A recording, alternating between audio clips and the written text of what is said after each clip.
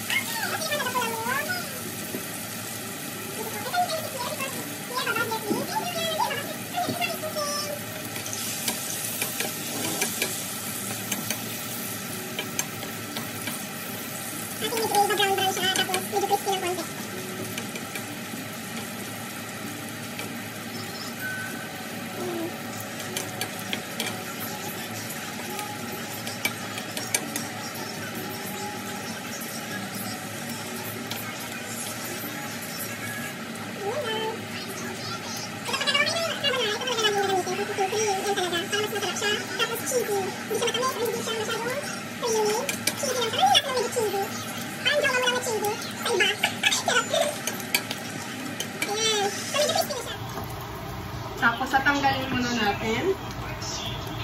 Tanggalin natin. Tanggalin natin mga bebe.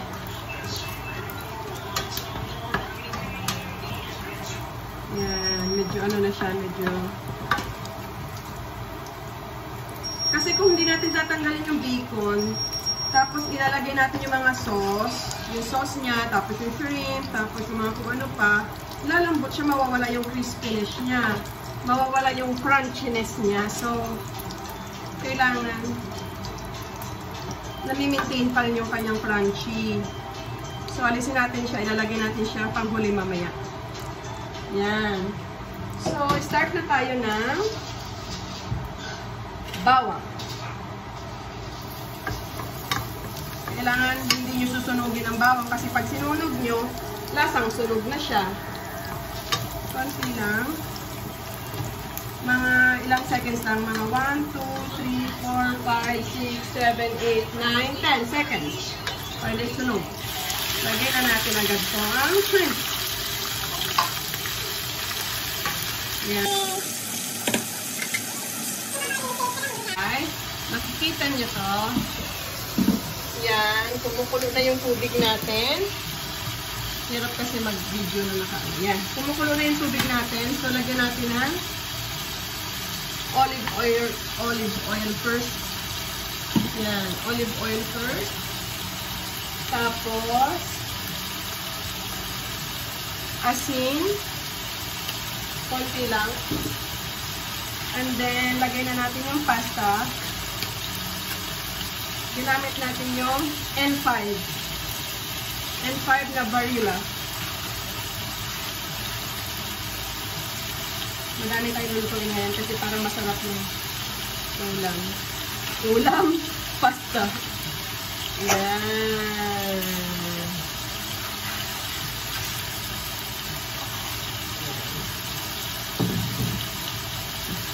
Kung makita niyo.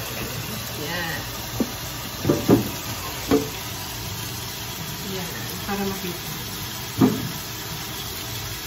Yan. Tapos ito naman, sabay halo.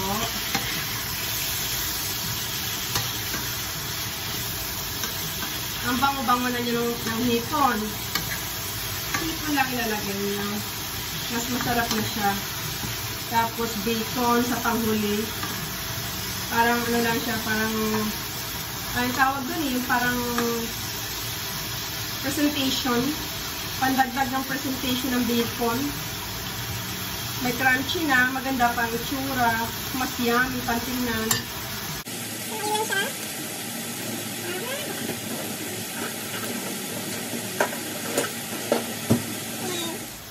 Pag nilagay nyo na lahat ng pasta, bumaba na siya lahat, saka kayo magka-count ng 10 minutes para al dente yung luto, hindi siya malambot, hindi rin siya hilaw. 10 minutes lang guys. So, isa-set natin yung timer natin ng 10 minutes. Nasaan yung timer ko dito?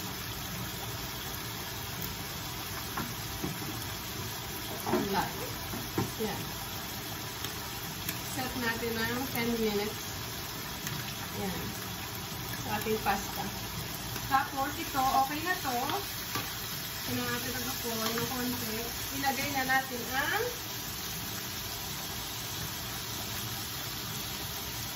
may trick dito guys, para hindi siya yung malapot na malapot. Yan, ilalagay nyo yan lahat. Yan. Busin nyo yan. Okay. Siyempre, pag hindi nyo yan hinaluan ng something, malapot na malapot siya, diba? Eh, pagka marami kang gustong kainin, kulang. So, ang ginagawa ko dyan, guys, okay, ganito lang yan. Pag gusto nyo ng mas malasa, instead na tubig ko nilagay nyo yung purong tubig lang, kailangan itong pinagkuluan ito.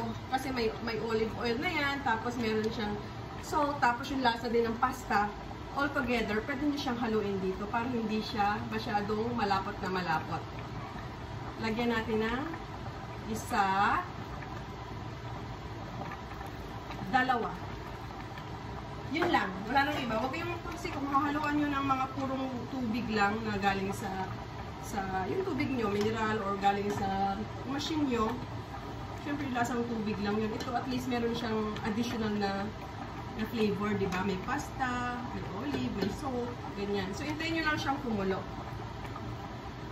Pagka kumulo na siya, maya, lagyan nyo na yung konting cheese. Tapos, lagyan nyo siya ng little lang na asin. Ako kasi hindi ako sa naglalagay ng asin. Nilalagyan ko siya ng konti lang nito. Pagkatapos nun, pag naluto na siya, nilagay nyo na yung cheese, tanggalin nyo sa apoy, lagyan nyo ng itlog. Itlog, 1 egg lang. Para mas maging malapot-lapot, na malasa, na hindi siya. Kasi pag hindi nyo tatanggalin guys ang itlog, pag hindi nyo tanggalin siya sa apoy, tapos nilagay yung itlog, magiging omelette siya. So, kailangan nyo talagang alisin muna siya sa apoy para hindi siya magmuumuo. So, hintay natin kumulo ito. Tapos, lagyan natin ng seasoning.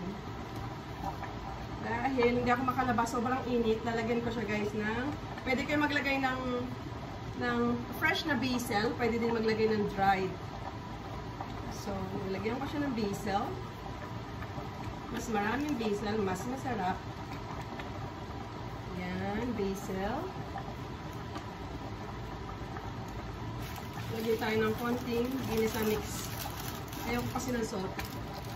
May salt na ako kanina. Sorry.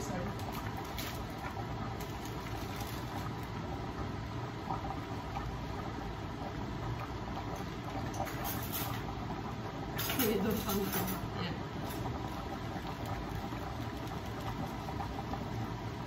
Ganyan lang. Ginasa mix. Hintayin lang natin siyang. Yan, kumukulo na siya guys. Nakita nyo, kumukulo na siya. Tingnan niya. Yan. Haluin nyo lang siya ng ayos.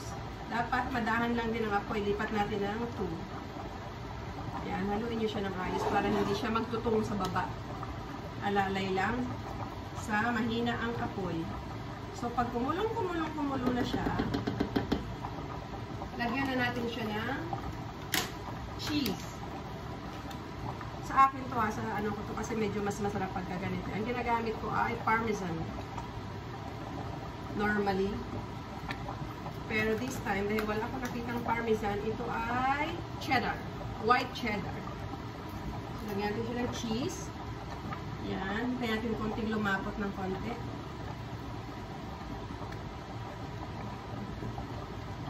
Lumapit ng konti. Yan. Siyempre, hindi nyo rin dapat kalimutan ang inyong pasta. Yan. Yan. So, madahan lang yung apoy. Okay? Don't forget, dapat slow lang yung inyong apoy. Heat. Yan. Pag kumulong, makikita medyo nagki-creamy-creamy na siya, guys. Pag nilagyan nyo na ito ng itlog, ito ay lalapot na. So, patay na natin kasi luto na yan. Ilipat na natin siya sa walang apoy. Sa ganyan. I-cool down natin ng konti. Cool down natin ng konti. Ayan. Tapos, lagay tayo ng itlog. Asan yung itlog? Asan yung itlog?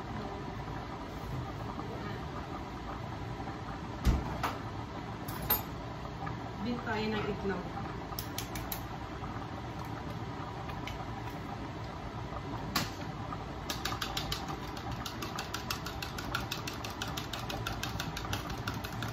Kailangan nalisin siya sa apoy.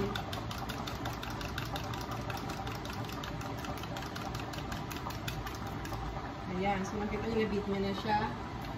Tapos, kapag ihahalo nyo yung itlog, spread nyo. Yan. Kailangan haluin nyo ng haluin kasi kung hindi nyo hahaluin, magbubuo-buo yung itlog. Magiging omelette siya. Nakita nyo? Creamy na. Creamy na siya. Yan. Nasa sa inyo yan. Kung gusto nyo additional na cheese, kung gusto nyo ng tamang-tama lang. Tapos, pagkatapos nyan, pwede nyo na siyang ilagay ang bacon. Yan. Para maghalo siya dun sa cream. Sa cream mixture natin. Ayan. Mas madaming bacon, mas masarap. Kasi itong kasama kong anak, hindi masyado siya mahilig sa bacon, kami lang. So nakita, nami-maintain yung kanyang crunchiness ng bacon. Pero pag niluto natin together with the sauce, yung bacon kanina, wala na. Malambot na siya. Nakita niyo, buo pa rin yung bacon. O, nano pa rin siya, parang makikita mo medyo ano pa rin siya.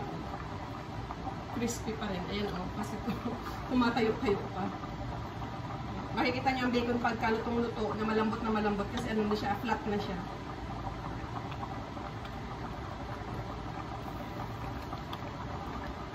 Yeah. Napakabango niya. Kung gusto niyo ng medyo cheesy pa, pwede niyo haluan ng more cheese. Yan. Kasi mainit pa naman yung mixture. Mainit pa yung mixture. So, okay lang yan together with this. Yan. See? Napakabango niya. So, okay na yan, guys. Ito na yung ating sauce. I-set aside natin. Yan, para mamaya. And then, dito na tayo. Meron pa tayong 1 minute. Yan.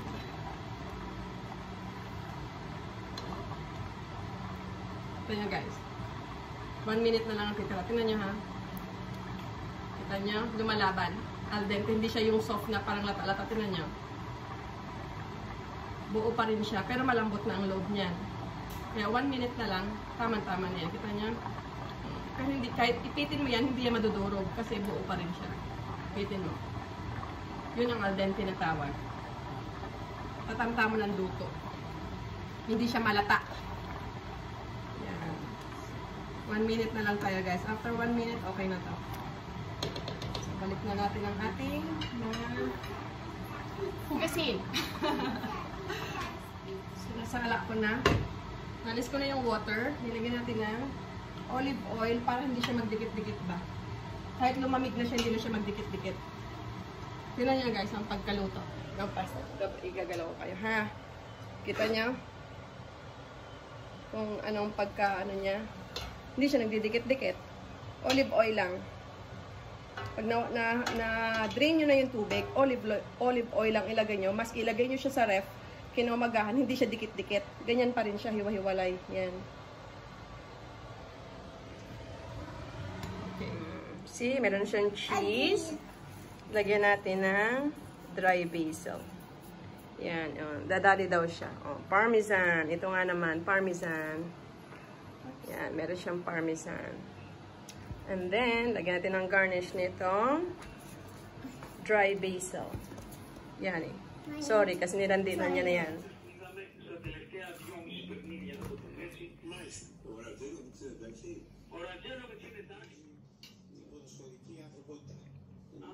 Favorite part na natin ang tumikim. Yan.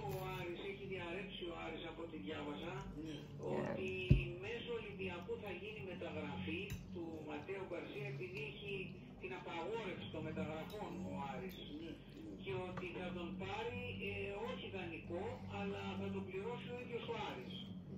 Αυτή είναι η διαρροή του Άρη. Από τον Ολυμπιακό δεν υπάρχει κάτι και δεν ξέρω αν θα υπάρξει κιόλας. Μα δεν μπορεί να γίνει αυτά τα συμβιβάσεις. Τι να σου πω, πάντως ο Ολυμπιακός δεν έχει για τον λόγο ότι αν πάρει ο Ολυμπιακός τον ποδοσφαιριστή, δεν πόσο τον δώσει μετά στον Άρη με πάνω. So yum, baba. Nice, yeah? Ούτε ιδανική γίνεται. Οπότε, δεν έχει μπαν ο Άρης και πρέπει παρόλο.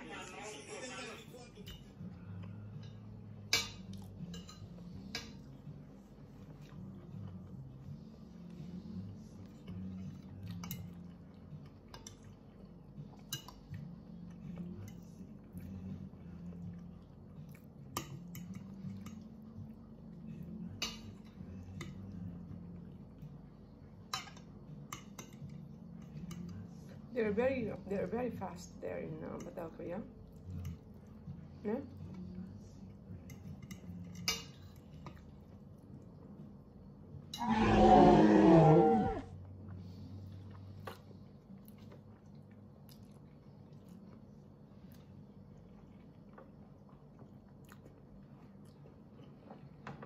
You want more, Papa? Give me. Little, very little.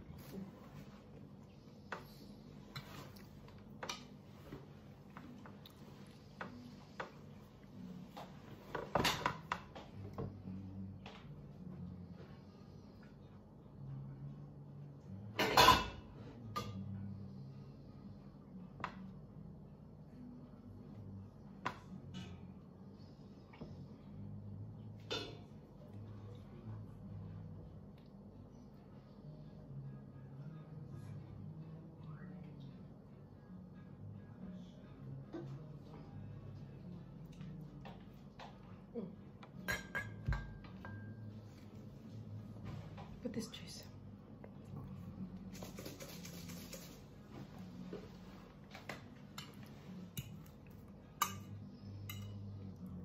Masarap, masarap.